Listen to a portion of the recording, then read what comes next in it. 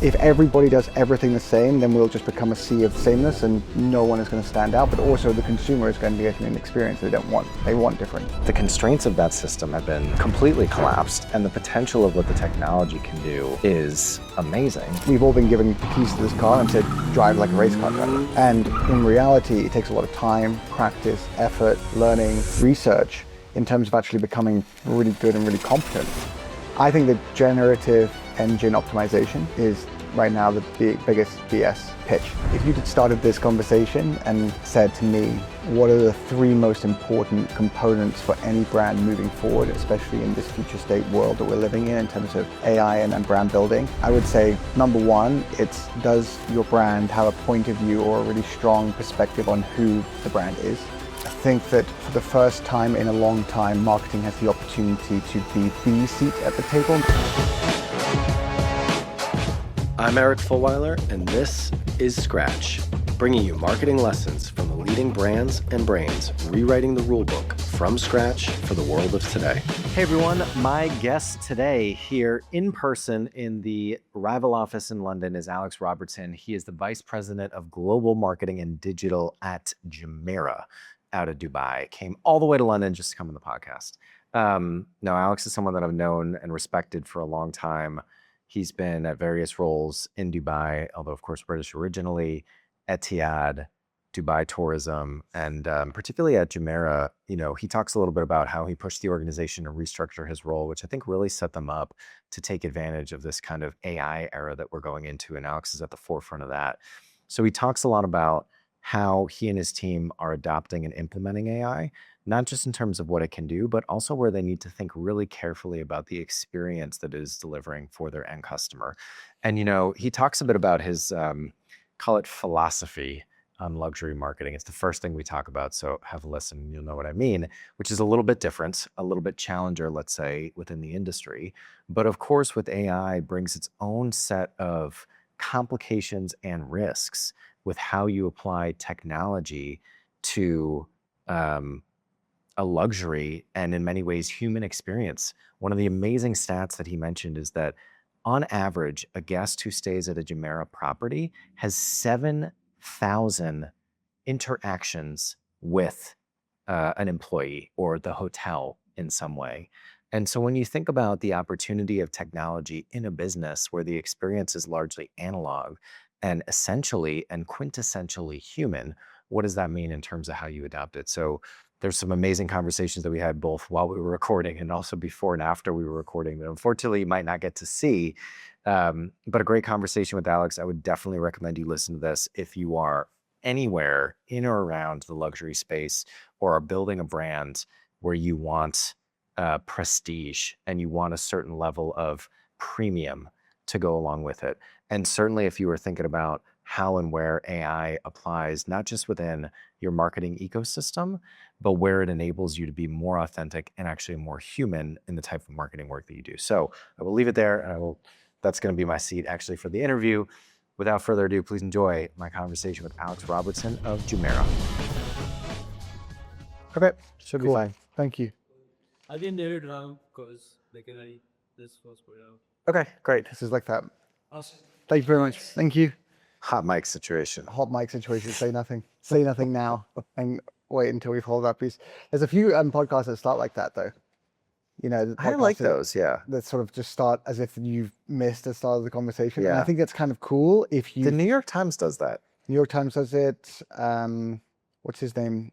Modern Wisdom. Like I'm just listening to so much like AI podcasts. It's just like all AI Really? tech podcasts, yeah. So basically what? They're taking like articles that have been pre-written or... Oh no, I'm sorry. I'm listening to podcasts that are talking about AI.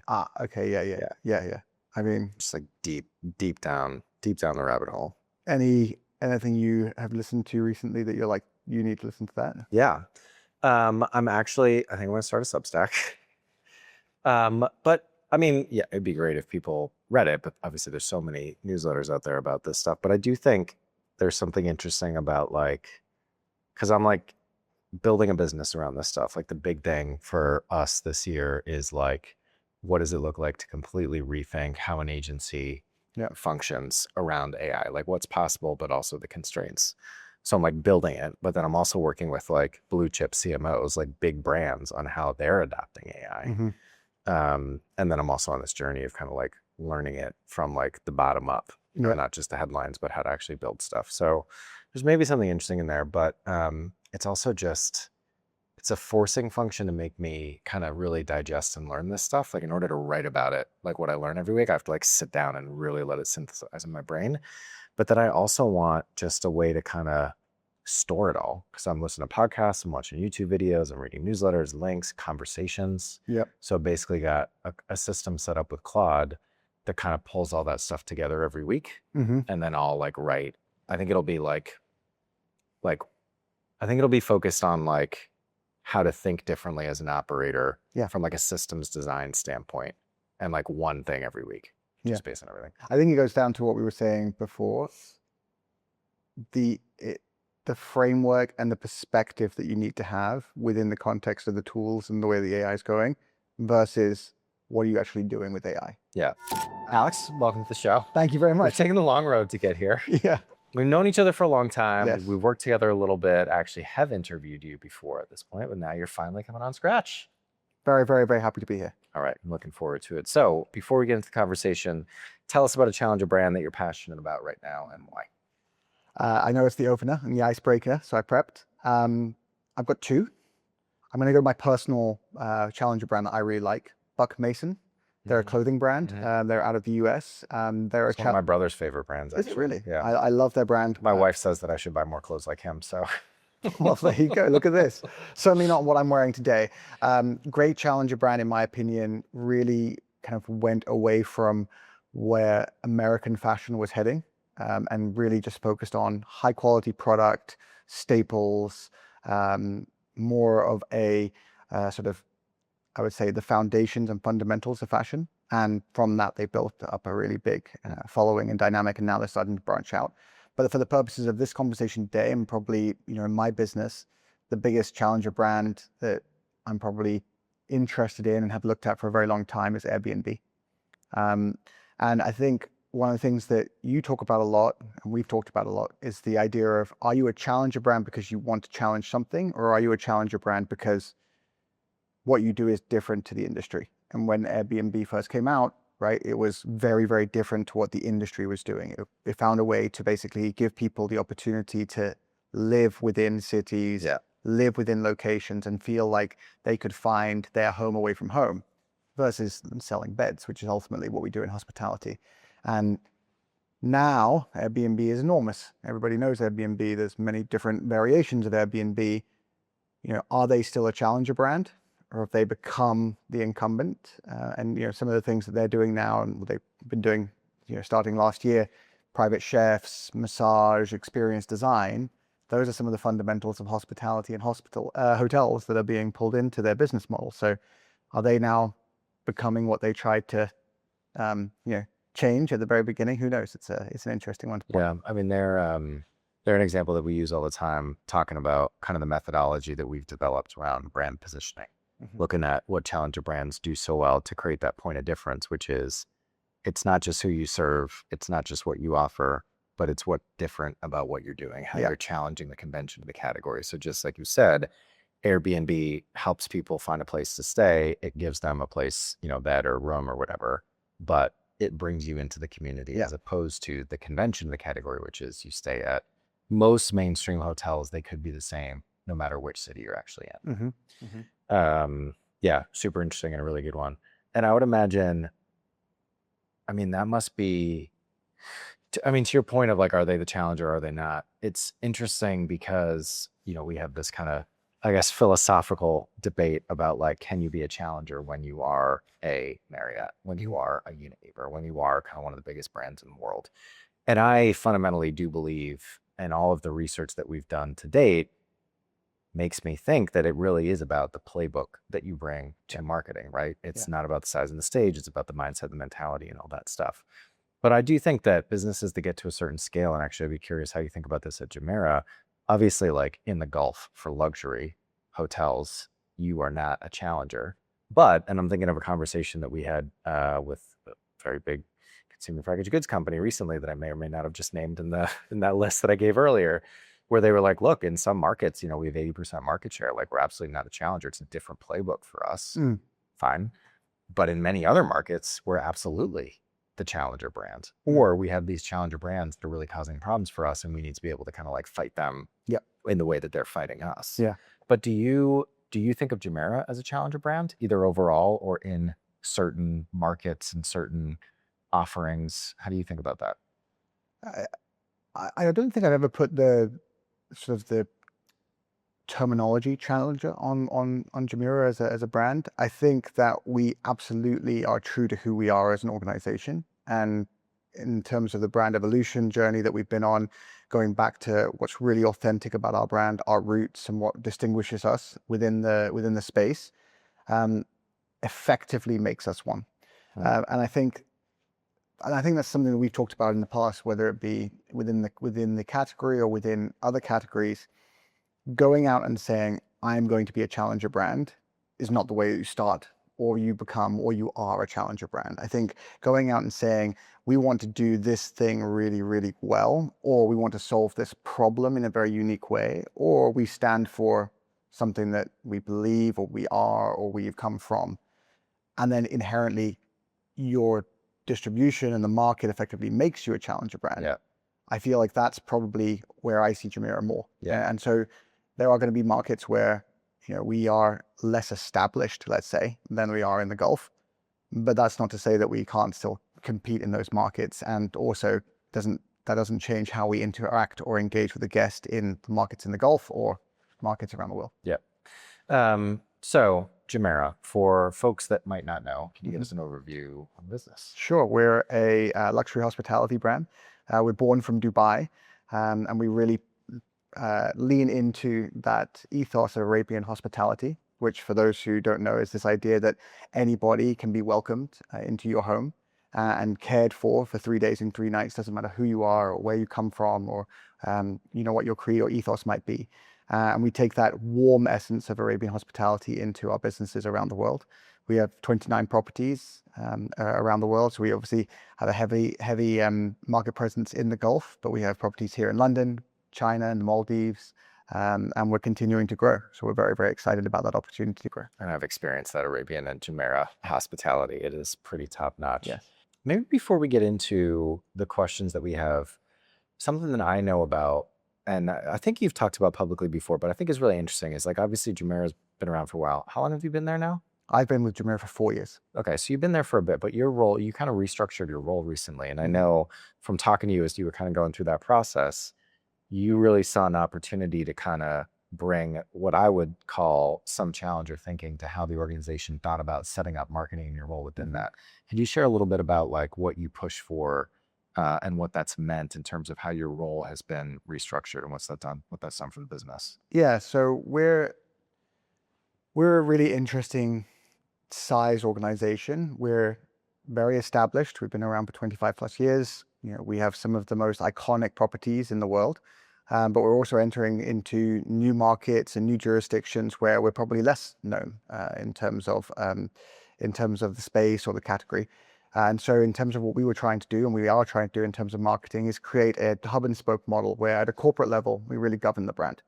And we really set out the standards, the ways of working, the direction of travel that we as an organization want to take to market.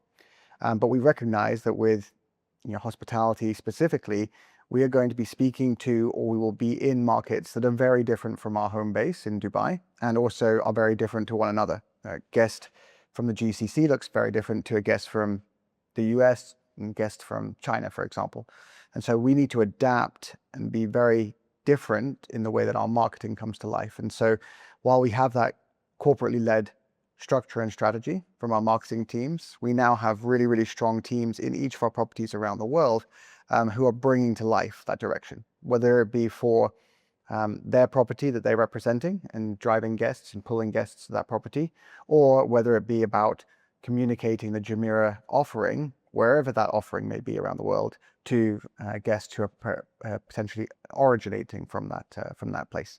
And the marketing that you see then for a Chinese guest, for example, and the work that we've been doing from on Red as a platform, a great example, where it's been very UGC led, it's been very content driven versus potentially a more performance oriented world in the US is very different. And so those strategies are adaptable and at the same time can be measured in very, very different ways to see our success. So far it's proving to be successful, but time will tell. Yeah. So let's go back to luxury. So you've been quoted as saying luxury is madness. Yeah. What do you mean by that? And how do you bring that philosophy to your role? To my role representing a luxury brand. Luxury is madness by the economic definition of luxury, right? And actually, we were really fortunate at Jumeirah to have a professor of luxury come speak to us in one of our global leadership forums, and he spoke about the economics behind it and how ultimately it's fundamentally doesn't work like other normal economics, right? And so the idea of valuing something more than the actual physical product is worth is that idea of madness. But I think that what that gives us is it gives us an excuse and also almost a permission structure to be mad in our thinking. We can think about the most unusual or new or novel ways of entertaining or caring for our guests. We can think about ways that are different from what people expect. And so that gives us an opportunity to design spaces, to design experiences, to design programs for our guests wherever they are in the world that are unlike anything that they may have seen before. And that's a really exciting position to be in, while also playing in a category that is fundamentally a madness state. It's interesting because when I think of Jumeirah, and I know you all went through a rebrand that you helped to oversee not that long ago, but I don't like madness is not the term that comes to mind. So I can think of some luxury brands. What's that eyeglasses company? Little Monsters? Do you know that? Okay. So like I think of them as like madness, right? Like you look at their stores and it's like crazy 8-foot statues and like people on stilts and just like random shit. But Jumeirah doesn't feel like madness. So how did this idea of like it's irrational in a way, or you're kind of taking people out of their world and almost into a dream world? How do you translate that philosophy of madness to something that can be actionable for a consistent premium brand experience? Yeah. So what I mean by the madness is potentially the permission to think in different ways. And irrational is actually a really good terminology there. So when we are walking into a room thinking about experience design, no idea is quite literally the definition of a brainstorm. There is no such thing as a bad idea. But when we went through our brand evolution, it was really about going back to what separates us as a brand. And so we went into those areas of Arabian hospitality, which we touched on earlier.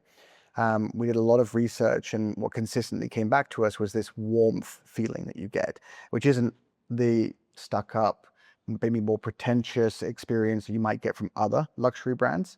But certainly it's a luxury experience that is warm, inviting, and welcoming, joyful, as it were. And so everything that we think of in terms of guest experience design has to ladder back into those foundations. And that's almost the test, the barometer that we look at for everything that we're doing. So while it might not feel like a madness design structure that you might get from a Little Monster, that's probably a very apt description of their brand, I think we have a really strong way of bringing to life that guest experience and that guest journey in ways that haven't necessarily been thought of before. So something else that you've been talking a lot about is the rise of average brand building, particularly in this kind of AI world that we're going into. How do you think about that overall, just in terms of advice for marketers out there? And then specifically within luxury, because I remember, almost 20 years ago now, kind of at VaynerMedia, I remember a specific meeting with Cartier about like trying to get them to go on social media. And they were like, no, we do not go on social media or something like that. So, it's an anecdotal experience, but I think in general, luxury brands tend to not necessarily be the first and early adopters of new technology, and they kind of see traditional channels as more premium. So what does average brand building mean? What are the risks, but also what are the opportunities within that for marketers? What I think that AI is doing, or at least has done over the last, let's say, 18 months, has increased the commoditization of this sort of generic, relatively good category, let's call it, right? Where you're not necessarily seeing things truly exceptional, but you're also not seeing anything too bad. And so you're seeing this midpoint become much easier to get to. And essentially, therefore, the idea that being able to is essentially become accessible to everybody and very, very quickly, whether that be identity development, whether that be design, whether that be content creation, whether that be scale and personalization. And so I think more and more brands are doing this effectively. The problem with that is obviously if everybody does it the same to the same effectiveness level, that essentially flattens out the entire market and we lose differentiation and we lose distinctiveness. And in luxury, I think one of the biggest things that's important is having a point of view and being distinct and taste. So my advice, I guess, to marketeers, whether it be in luxury or within the category, or whether it be within, I guess, other categories as well, would be to really think about how the tools and technologies that are becoming more prevalent with AI can take away the components of your role that require or effectively could be automated, free up the time, free up the perspective, and then lean it into and actually have a human judgment on what is taste, what does your brand stand for, what is a point of view that you might have when it comes to content creation and content development, how do you view personalization and audience segmentation, and then use that human judgment to define what your brand is going to be moving forward. Whether or not you then apply AI to take that to market, I think is a different conversation altogether. But if everybody does everything the same, then we'll just become a sea of sameness and no one is going to stand out. But also the consumer is going to get an experience they don't want. They want different. I know you've been kind of on the front foot, particularly in the region and within kind of the luxury and hospitality industry with your adoption of AI. What does that look like in terms of how that has changed your role, how you work over the last, let's say, 2 years? I mean, we've talked about it. The funny thing is we've been talking about AI probably since we've known each other, right? And I think that most people in the industry have been talking about AI for, 15 years or so, but they might not have been calling it AI, right? We might have been calling it optimization. We might have been calling it machine learning. We might have been calling it dynamic creative optimization. And all of those things have been things that you and I have talked about implementing. Segmentation work that we talked about a couple of months ago now. But in terms of the last 2 years, I think that the biggest thing that AI is doing for our business is allowing us to both optimize much more efficiently. So from a media buying perspective, our distribution of media is much more effective. And then the second thing is our reporting and analysis. And the amount of information analysis that we can conduct now in a much more real-time manner, I think is allowing us to become smarter and more decisive about our distribution strategies. And so what I foresee in sort of the next, I'd say 6 months, I think that's probably the only timeline that we can look at for AI in terms of the technology right now, is I think the next 6 months are going to be around building the tools, the dashboards to give that really robust and rich data insight piece versus using AI from a creative perspective, which is already being done. And then we can think about how AI could build out some of those other areas of marketing. Yeah. So it's more kind of on the media, data, technology, performance side of things and the creative side of things. I think it's more on things that are the mechanics and the levers that you then build from. I'm sure I'll be really curious to hear what you said, without disclosing anything, some of the, your partners that you're working with. But I think people who are using AI effectively are using it to effectively manage all of that back end fundamentals and foundations so that you can have a really strong point of view on direction of travel versus using AI to create more content and distribute to everybody, but not really having a perspective on direction. I mean, the way that I'm thinking about it, but it's all changing so quickly. But I think that there is the capabilities of the technology. Having just come back from Cannes, last year when we were there together, I feel like so much of the conversation was about, look at all this cool stuff that the technology can do. Yeah. But this year it was like, all right, it's doing all this stuff, but actually it's not necessarily moving the needle. Or I feel like we're just kind of doing the old thing, but with new tools. Yeah. And so the thing that we've really been focused on for Rival and with the clients that we're working with is how do you take kind of a systems-based approach to it as opposed to a task-based approach? Yeah. So I think a lot of the industry is still, and by the way, this is the same way that any new technology gets adopted, right? It's the same cycle over and over. It's like the internet in 1999. You look at the tasks within the existing model. What can technology do faster or do cheaper? And there's a lot of that happening. Certainly on kind of like the back end infrastructure and everything around media and data and performance and technology. That's what a lot of the technology is really good at, just in terms of what can it do versus what can a human do within the existing system. But what we've been spending a lot of time on, and what I think, 6 months is very hard to predict, but even further, if we think about like what is 5 years from now, because I do believe in that quote, I think it was Bill Gates of we overestimate what's going to happen in a year and we underestimate what's going to happen in 10. There are such big businesses in this industry that have little vested interest in changing the way that things are. Going from, we have 20,000 people that were basically, our business model is charging for their time, to all of a sudden there's technology that can do a lot of what they had done before. Yeah. There's a lot of vested interest. There's a lot of friction. It's not just about what the technology can do. It's about everything else that goes into changing an economy, changing a market, changing an industry. So I think it's going to take longer than we actually think. But I think, another great quote, the future's already here. It's just not evenly distributed yet. I think in bits and pieces, and hopefully Rival can be part of this conversation, by the end of the year is kind of our goal, to have a working model and offering of what is the marketing solutions system. Because I don't even like using the word agency, because it's like when I worked in fintech up the road here, in 2019, 2020, we used to say people don't need banks, they need banking. I think CMOs, need help delivering growth results for the business. I don't necessarily need agencies. Agency is just a concept and a construct around the system of marketing as we have known it up until now.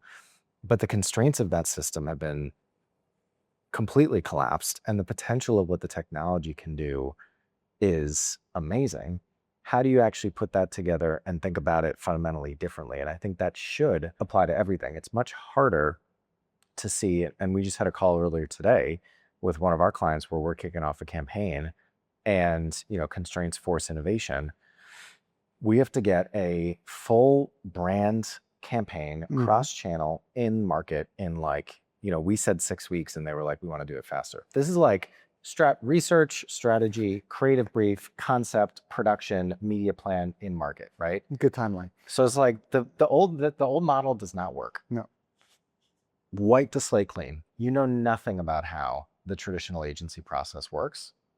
You have all of the capabilities of technology and AI. And by the way, another kind of like big, soapbox that I'm standing on right now is like, it's one thing to know, I use Claude. Yeah, my team has done a video in Haysfield. The depth of technical fluency is such a huge differentiator and constraint for teams and businesses right now, right? And so you get somebody like Yudi, who's one of our editors in a room, who has spent the last 3 years down a deep, dark rabbit hole with video production capabilities in AI, versus pull somebody out of the crowd at MadFest. What he is able to do with the technology is very different than what they are able to do. So technical fluency is a whole part of it. But you put this team in a room, which, by the way, for us always includes an engineer. Yeah. An engineer is always part of every integrated squad that we put forward now, and say, here's the objective. How do we do it? Time is not a constraint with AI. You can argue the taste is, and I do think that it is. Yeah. Volume is not a constraint with AI. Even basic expertise of what are the cultural trends in Poland and how should a brand position itself against that market? I guess I just gave away the market that we're working at, but whatever. So, this is the stuff that I'm so excited by. I don't think I've been as motivated about working in this industry probably ever, maybe in the Vayner days, because it was like, shit, we have an opportunity to actually change things. And I feel like that's happening now, but even bigger. So a very long-winded way of saying, yes, I totally agree. There's a ton of opportunity to kind of look at how AI can drive efficiencies, but also effectiveness and kind of performance. But I think there's a huge opportunity. We just don't know exactly what it looks like for brand building as well. And I'd argue even within luxury, but I don't exactly have the answer. But I think that's the question. You don't know anything about how it was done before. what's possible now that wasn't possible without this technology, but also what are the constraints of the new system that you have to build for specifically in your model to ensure that it delivers effectiveness and not efficiency. Yeah, and who are the people who are going to bring this to life as well? Because I think what you were talking about there about having, the differences in technical expertise, having somebody on your team who has been, as you say, down the rabbit hole for 3 years, and someone who is just getting started in this space. AI's ceiling in terms of what we can do with the different technologies, I think is very, very, very high. To get to that point requires a very sophisticated understanding. And yet we've all been given the keys to this car and said, drive like a race car driver. And in reality, it takes a lot of time, practice, effort, learning, research in terms of actually becoming really good and really competent. And so part of, I think, the challenge that we will find over the next few years, probably months, is what are the platforms and tools that are really going to impact my business, whether that's me in the luxury hospitality space, whether that be somebody in fintech. And then as marketeers, how can we ask more appropriate questions and analyze the people we're working with to see, are these people the right people to be surrounded by to bring this idea to life? Because there's a lot of people in this space, and you must have seen it at Cannes, who are putting wrappers over LLMs and calling them, calling them agencies, calling them solutions to everybody's problems. And that's, I think, the first wave of fluff that's happening in this space. Pets.com of our era. Exactly. There's so many of them. We're going to see that wash over the marketplace. And we have to be really careful not to be, suckered is the wrong word, but pulled into something that appears to look really, really compelling. Yeah. When in reality, it might just be, very nicely branded basic technology. You must get pitched AI solutions all the time. Yeah. What is the most exciting and most bullshit thing that you've gotten pitched? I think that generative engine optimization is right now the biggest BS pitch. And that's happening from a lot of different agencies. A lot of people are claiming that they're GEO specialists, right? I mean, and we can talk a lot about this, but large language models are essentially just a synthesist of the internet. They're pulling and scraping everything that's out there. True brand building campaigns over time in paid, owned, earned media that have editorial weight is going to be what pushes you to the top of that bucket, not whether or not an agency has come around and fiddled with some keywords on your website or has made your Wikipedia page stronger. Yes, those are places which are being sourced, but it's an aggregation of all content. And so if you're a very, very small voice in a very, very large market, you're going to struggle to bubble to the top at the beginning. You need to think about how you can build your brand over time. So true, it's going to be funny. We're going to go back to the 101s of brand building. Yeah. And the people that were doing it well never left them, to be honest. But exactly. And I think some of the things which I've been advocating for now as a marketeer and as a brand builder are starting to come back into fashion. And it's amazing to be able to be in that space to say the brands who have been investing in brand and awareness and upper funnel campaigns are the brands that will be consistently more profitable over a long run. Yeah. And now with AI, you're going to see that more and more. Yeah. So that's the piece which is being done, which is being pitched. I would say the things which I'm most excited about are the things which I'm being pitched by my own team. And we're very AI bullish. We have an amazing organizational structure that affords us the ability to be able to access some of these tools, and our teams have that available to them in their day-to-day. And some of the work that my data engineers are doing, and some of the work that our researchers are doing, some of the work that just general team members are doing, is really, really interesting in terms of understanding the future state of our guests. Obviously, we've come out of a challenging period in the Gulf region, obviously with the global environment. And so actually now looking at the appetite for markets to return to travel, where that travel might be, how fast of a lead time it might be that they're going to consider that travel and consider those stays. All of that can be modeled now. And some of my data engineers are actually looking at that and building their own assessments of what that market demand might look like using an aggregated aggregated source structure, but they have their own point of view and their own perspective that's layered on top of it. And I think that's really, really compelling and interesting to see.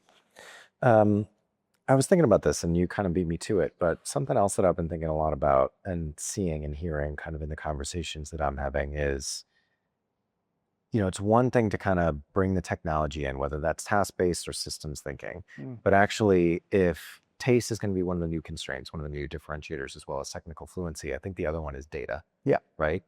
Because to your point, like there's going to be a handful of companies in the world that actually build frontier LLMs, right? And that's going to be the engine for a lot of what we're talking about and the implications of AI in this era, at least. But being able to, if you are a business that actually has proprietary data to be able to leverage as part of the harness and the orchestration system that you're building, that puts you at a huge advantage. How are you thinking about that as Jumeirah? Because I'm just thinking of all the data points that you have, and your whole goal is to be delivering a valuable, differentiated experience. As you're bringing AI more and more to the table, how are you thinking about bringing the data that you have to meet the AI to be able to allow you to create more value in that experience for your guests? It's a really, really good question. If you'd started this conversation and said to me, what are the three most important components for any brand moving forward, especially in this future state world that we're living in terms of AI and brand building, I would say, number one, does your brand have a point of view or a really strong perspective on who the brand is? And that can be in any category, but in luxury, that really, really matters, right? You talked about some luxury brands earlier, and there are in this space, I think that there's really strong brands are the ones that know that. The second would be, is this an organization that believes in building the brand over time and has consistently done so over time? Going to be critically important. And then I would say the third is first-party data and data and how strong your first-party data is. Obviously, at Jumeirah, we have access to a lot of data on our guests, and so I'm really proud that we built a very robust work stream that's really focused on how we actually use that data in appropriate ways, and all of it is in service of our guests' experience. And so, making sure that we have clean profiles, two, have a way of distributing that information from a central source into the hands of people who can actually bring it to life. And for us, that's our colleagues on the front line. And those colleagues then need to be trained, need to have permission structures in place. They need to have an understanding of what they can bring to life so that they can take that data from a guest or about a guest and actually design experiences that are unique and bespoke to them. Yeah. And those are the moments actually which really resonate and actually then build the brand in the long run, because those are the moments which people talk about. Yeah. They're the pieces which people are writing reviews on or posting on social media, which inherently then goes back to, are you investing in the brand over a long time? Are you are you giving people the opportunity to create positive user-generated content, which then fuels AI and large language models about where your brand is surfacing, and it's a circular economy. Something else I'm thinking about relative to your business is, we do all these CMO roundtable dinners, of which you've been to one. And it's really interesting in those conversations, and then also in the one-on-ones, but there's something, as you know, about kind of having 12 to 16 CMOs in a room and just kind of seeing where everybody's at and being able to triangulate, okay, for at least these 16 CMOs, this is kind of like a dipstick test of like where their heads are at with all this stuff.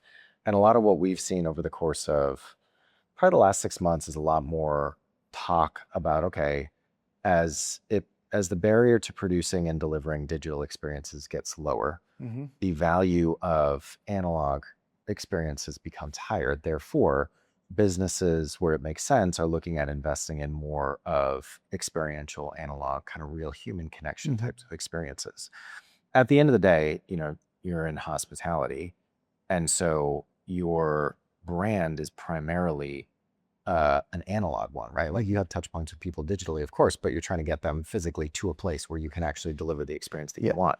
So how do you think about the analog and offline experience relative to how AI is changing the digital experience? So give you context, an average stay at one of our properties, we did some work and we looked at this and we see that the average guest has 7,000 moments of interaction with one of our colleagues during their average stay. Wow. So, how long are they there for so typically? on average, like five nights, let's say. 7,000. That's Yeah. crazy. 7,000 opportunities for one of our colleagues to engage with an individual guest. Now, you multiply that by the number of guests in one property. You multiply Yeah. that by the number of guests in all of our properties globally. And you just think of, like, I always think about, like, the brand does not rise to the best experience that you give somebody. It falls the lowest, right? So whatever Absolutely. the lowest of those 7,000 experiences is what those people are going to walk out Yeah. of the property thinking about Jumeirah. Yeah. And so let's think about, peak end rule theory, the idea that, you, as you say, you're disproportionately impacted by the things that are happening at the ends Yeah. of your experience, and also you're disproportionately affected by the things which are happening at the peaks. Yeah. Yeah. And so often in hospitality, we're thinking about what are those moments of surprise and delight. Now, we talk about it a lot at Jumeirah, but I'm sure if you went to any one of our competitors, they would spend a lot of time talking about what those surprise and delight moments are in hospitality, especially in luxury hospitality. I think that very similar to how we're thinking about AI is that actually we should be thinking about what is the fundamental flaw that we can't fall below. And so, like AI, it might be around data integrity. It might be around supercharging the minutia, so it frees you up more time to think about the very specific elements. It might be taking mundane tasks off of people's plate and moving those much more quickly through the ecosystem at a rate that's appropriately delivered. I think that that's the same way of looking at that experience in analog environment. How can I minimize the opportunity or risk of us falling below what we would consider a baseline flaw? And that floor needs to be at a level that we think is appropriate, or actually above appropriate for our guests, so that we can deliver an exceptional experience as our baseline. And so that comes from training that's brand appropriate. That comes from an amazing operations team who really work with our colleagues around the world to bring that experience to life. And so, yeah, that's where I'm thinking. It's less about those high touch points. It's more about how do you elevate the floor. So there's something in that, and it's one of the questions that we had in the brief around scale and authenticity and the consistency of that experience. Yeah. I mean, how, those millions of touch points that you have to be responsible for essentially on a daily basis, how can you scale that while keeping the quality and the authenticity at the level that you want it? And probably the follow-up to that question then would be, can you continue to challenge as you evolve to a scale where you're no longer where your product or your experience becomes the expectation? I think it's really, really difficult. And I think that brands that are scaling too fast are the ones that will always suffer. I don't think necessarily in size. You don't necessarily need a larger footprint to necessarily define scale, right? Scale could be trying to deliver more to the same number of customers, but just deliver more frequency potentially. It could be improving recency. It could be actually having a more distributed physical footprint. There are all different ways you can think about scale. I would argue that anybody who scales too quickly at the expense of the quality standards that they have early on is going to be a brand that really struggles, whether it be continuing to challenge or whether it be living up to the expectations of what their brand promise was at the very beginning. You probably see that across many different categories in your world. I mean, it's the hardest thing, and I know this is part of the conversation we're not really going to have time to get to, but it's one thing, albeit still very hard, to be a successful early stage challenge brand, to break into a category, to come up with something new and different, to be able to be that David that takes on the Goliaths, right? And in many ways, the harder job to be done is to be the challenger that scales effectively, staying authentic to who they are. I mentioned that I interviewed the new EMEA GM for Elf at MadFest earlier today, and that was kind of where we started the conversation, is like, she went there because, and she's got challenger and incumbent experience, but she went there because she's like, this is a $2 billion challenger brand that has actually, according to her, been able to kind of keep that mindset and keep that model and authentically be able to scale what made it successful.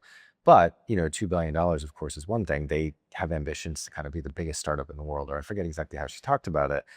But I really like that attitude, and also that focus on, there are benefits that come to scale, but there are also real risks that come to scale. And a lot of the conversations that we have, when we work on like the global repositioning for Xerox or Reebok or something like that, a lot of these conversations start with every brand was a challenger brand at one point. Yeah. You know, so a lot of it is kind of like getting back to those roots. Yeah. In a way. But being successful in the early stages is one thing. Scaling it consistently and authentically is certainly. And you know, it was probably a really interesting case study, but what defines a point where a challenger brand is no longer, you know, does a challenger brand ever change? Yeah, obviously brand direction changes, and so potentially a challenger brand could, but if you went back to the core idea, let's take the Airbnb example, right, which was to think about how people stayed in places radically differently from anything that had been done previously. That still exists today. Their fundamental ethos of where they started is still fundamentally different to hotels, and it's fundamentally different to owning property. It's renting a bed or renting a room or renting somebody else's home. And so it'd be interesting to look at across different categories. Do brands ever lose their challenger status, or do they pivot their direction so that they ultimately are no longer challenging? It'd be something to consider. My brain is full.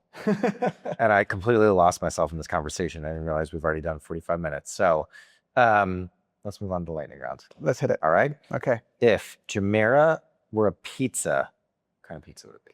There's a really delicious pizza in Dubai called the Palm Pizza. I won't say the brand, so I'm not supporting anybody, but it's dates and date sauce on the pizza, and it works very, very well. Very, very premium. Yeah. What's the best marketing campaign you've seen recently? Best marketing campaign I've seen recently. I'm going to go old school, actually, because I'm sport obsessed right now with the World Cup. So I'm going to go back to a Super Bowl ad I saw many, many years ago, and it keeps coming up in my mind. It was the Dodge truck. I think Dodge is a challenger brand in that category.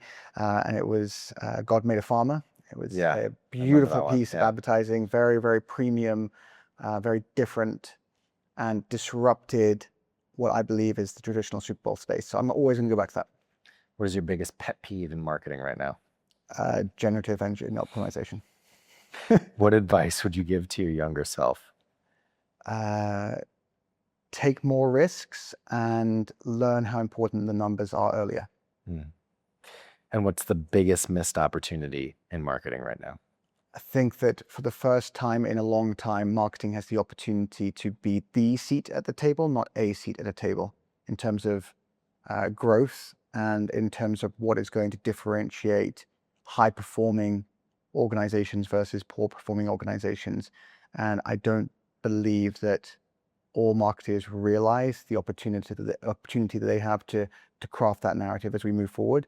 And so the marketeers who understand the strategic impact of their position, I think, are going to be the ones that are successful moving forward.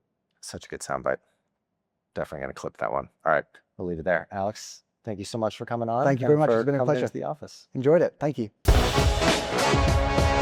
Scratch is a production of Rival. We are a growth consultancy that builds challenger brands, strategies, and capabilities to disrupt categories. If you want to learn more about us, check out wearerival.com.